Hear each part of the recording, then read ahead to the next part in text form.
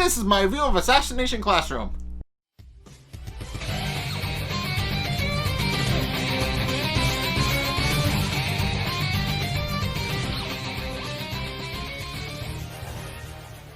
Okay, so this episode is partially a flashback to the earlier episode and shows this episode from the first episode from a different perspective. And also it then cuts back to the students for the second half of it. So it's a little bit disjointed, kind of sort of, but I think you guys will be able to follow along. So the episode starts off with the Korosensei drawing song, which if you haven't heard it, it's basically it involves Korosensei going at Mach 20 and just making his face on the earth. But it's a really funny sequence if you haven't seen it. And it's in this episode, so it's really, really funny. But in any case, it actually cuts to the opening of last episode, it's actually told from the sniper's perspective, from a man named Red Eye, who was actually hired by Karasuma to snipe Korosensei. So yeah, this episode is the build up up to when Kaede and Yukiko got kidnapped.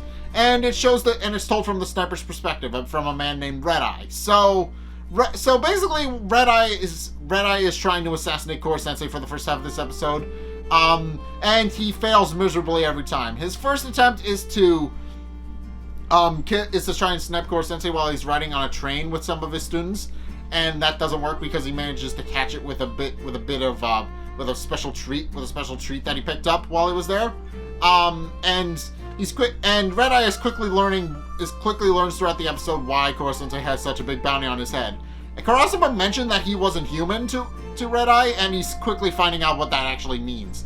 But in any case, the second assassination attempt is with another group of students, with them watching a choreographed samurai fight in the middle of Kyoto as a stage play type thing. And while Korosensei is initially lined up for a shot, eventually Korosensei just gets involved in the actual fight itself, and Red Eye quickly realizes that he's no longer able to actually shoot Korosensei anymore. So he just kind of gives up at that point and moves on to his next location. And the final shot we see of him of Korosensei trying to be assassinated is of Korosensei getting some exfoliating pads from one of his students while he's meeting with them, and he uses them, and Red Eye takes the opportunity to shoot them, only to realize that he shot one of the exfoliating pads, which, because Korosensei produces a god awful amount of mucus, actually has enough to stop a bullet, which is when Red Eye suddenly is told to give up, because around that point is when they actually get kidnapped, and he actually gets the call to pack it in for the day, since he realizes that he can't really assassinate Korosensei anymore, since Korosensei is now going off script, and he's not going to be able to follow him around anymore. So Red Eye decides to pack it in for the day and hangs out and goes to hang out in an alley to think things over.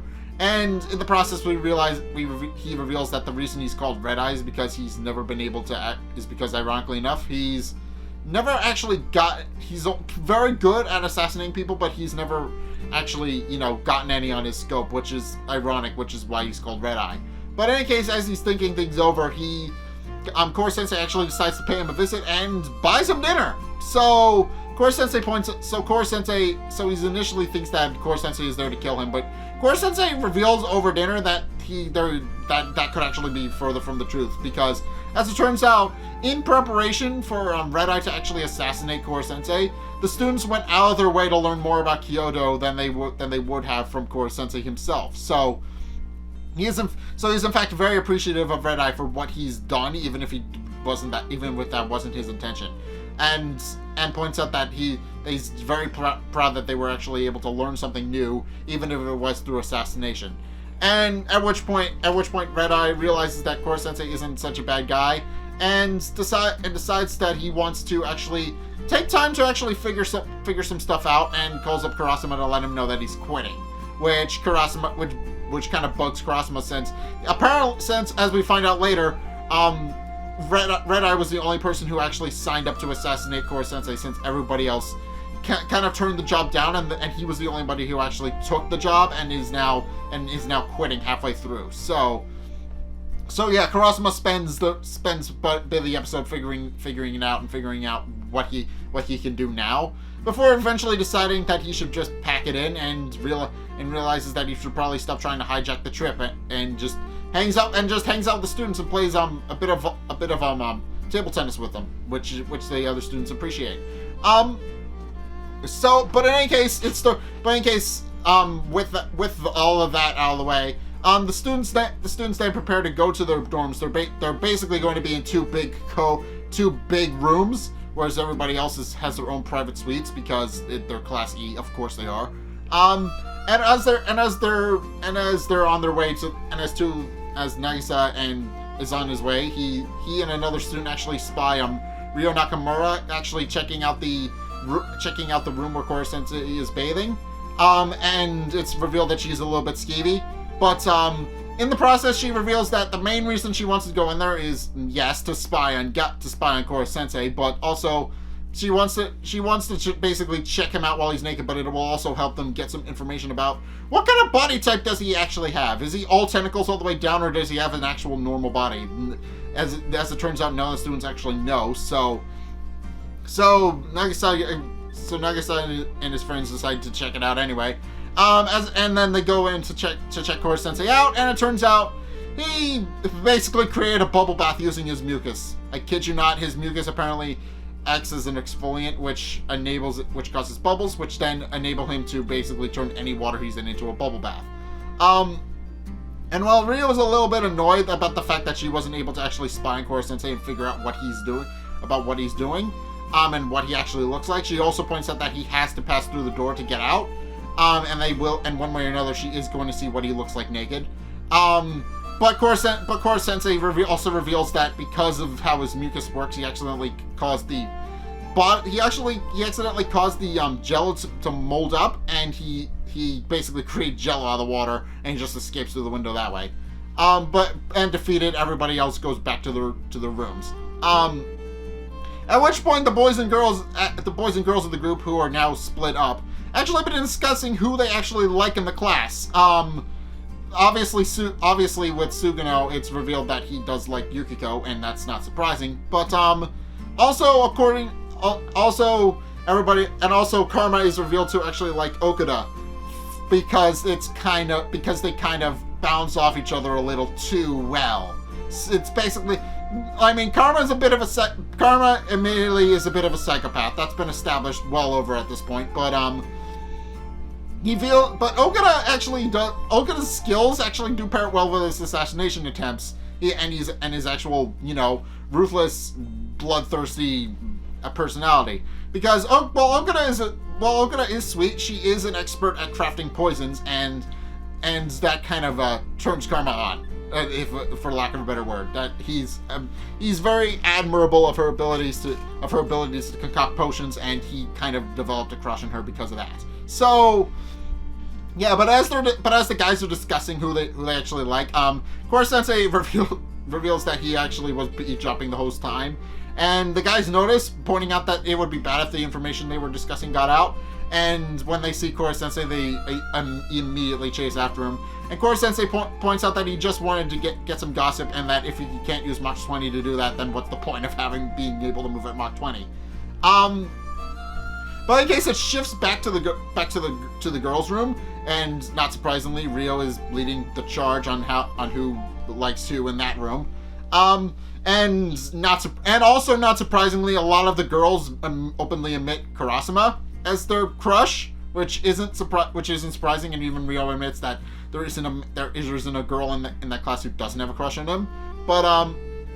But she starts asking around, and the conversation obviously shifts to Karma, who people point out is cute, but is also, again, a little bit of a psychopath. Although Okuda is implied to reciprocate the feelings Karma has for her, pointing out that he's really not that bad once you get to know him. So, yeah, it's implied that Okuda also has a crush on Karma, and that the feelings between the two are mutual. But it's it's interesting.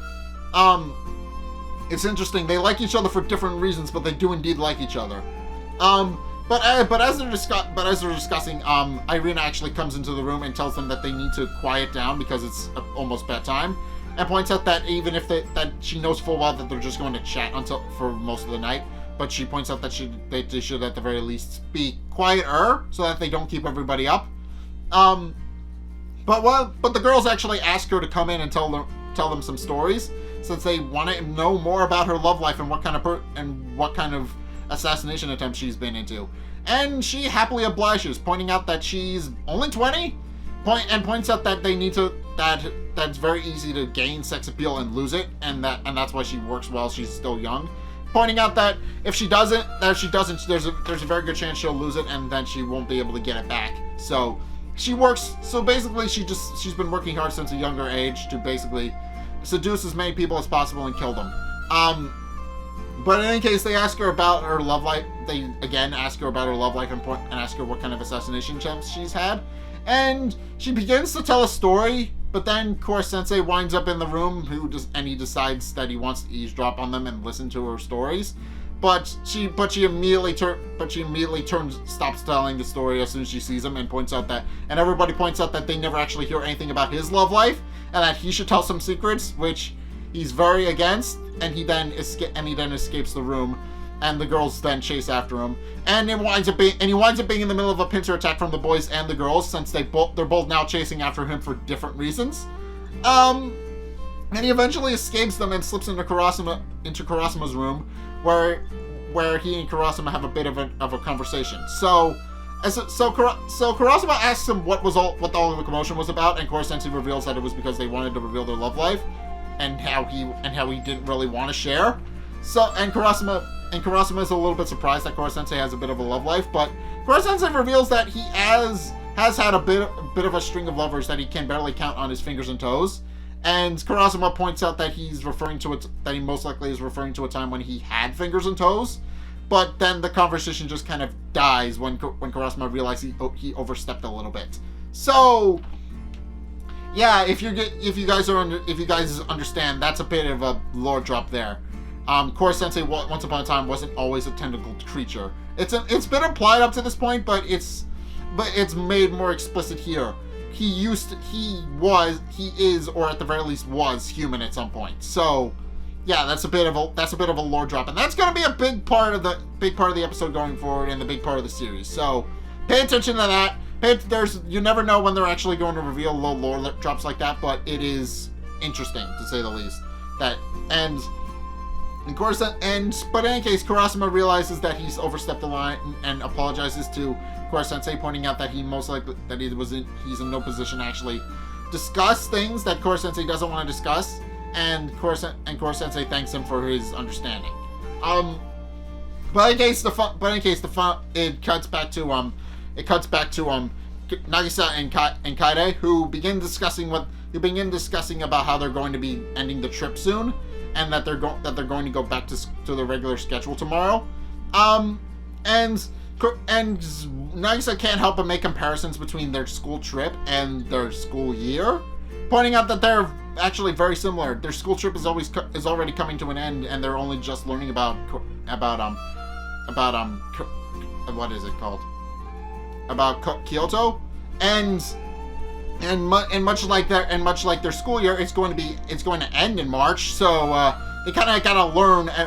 They're kind of just learning about the world, and then the world is eventually going to end. So yeah, they point out that one way or another there is a very similar personality there, but they do admit that tomorrow they're going to be going back to their classroom, and they're going to continue their assassination attempts there. And that's not where the episode ends. There's actually one little scene at the end where Karasuma is talking with his bosses in a big open room, and they're all on monitors, and some aren't actually revealed to us. Their faces are grayed out and they're only using sound only.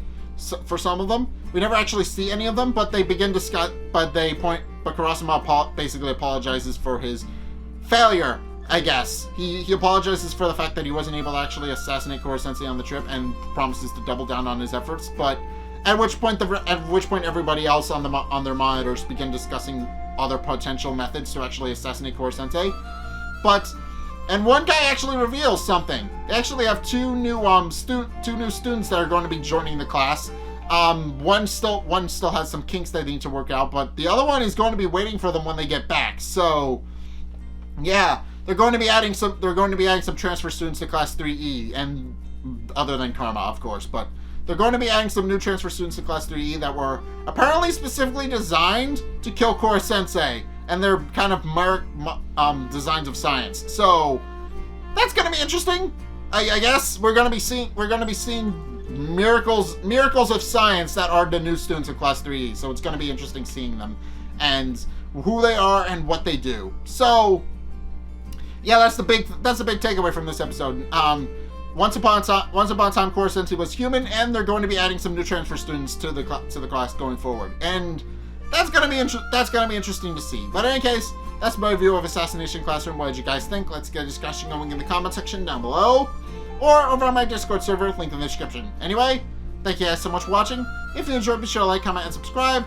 Also, be sure to follow me on Facebook and on Twitter in the description below, and also be sure to check out my Patreon in the description below as well. It's only a couple bucks a month. It really helps me out, and you guys get access to a bunch of cool perks that I'm always saying thanks, so be sure to check those out in the description below as well. But in any case, thank you guys so much for watching, and until next time, I'll see you guys in the next video. Peace!